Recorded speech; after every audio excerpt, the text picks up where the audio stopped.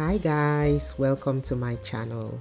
Thank you for stopping by if today is your first time here, and to my regular subscribers, I do appreciate your ongoing support. In today's video, I'll be sharing with you how I make this delicious jollof rice that can be served at any occasion. So I'll be using fresh tomato for this recipe, and the tomato I'll be using is the vine tomato. And the reason I use the vine tomato is because of its aroma and the flavor as well.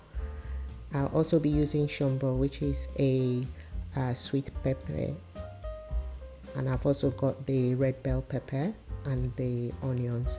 So I'll be deseeding the bell pepper and cutting up all the ingredients. So this is now in the oven pan, and I'll be spraying a bit of oil over it, and then sprinkle a bit of smoked paprika. So what this smoked paprika does is that it gives it a hint of smokiness without overpowering it, and it's going to go in the oven for roasting.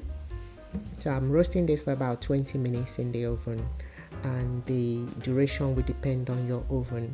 So it's roasted nicely, and I'm transferring this into the blender. I'll add the Scotch bonnet and blend to a smooth paste.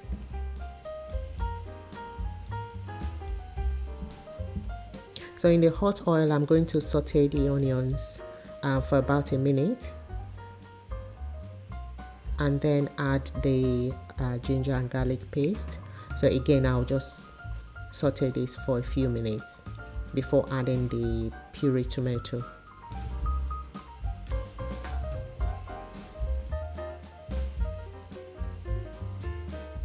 So I'll leave the puree tomato to fry for a few minutes until the sharpness or the tanginess disappears, and then I'll add the blended roast peppers and tomato.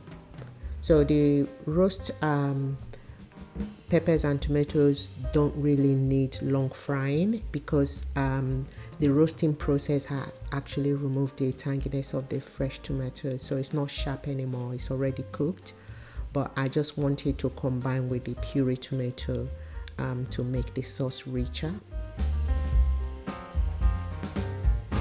So I'm adding the seasonings and the herbs. I'll be listing this in the description box below, so you know what seasonings and herbs I used for this sauce.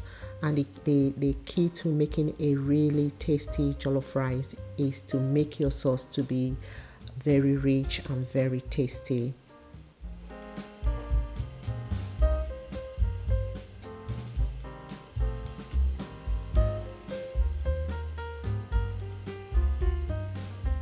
So the sauce has been cooking for a few minutes, and I'm adding the washed rice. I'm going to mix this together until it is thoroughly combined. And I'll be adding some liquid stock, and I'll also be adding water because the liquid stock is not much. And it doesn't really matter whether you are using liquid stock or water. If you're using only liquid stock, you just make sure that you add less seasoning so that your jollof rice is not over seasoned. But if you're using just water, you can be generous with using your seasonings.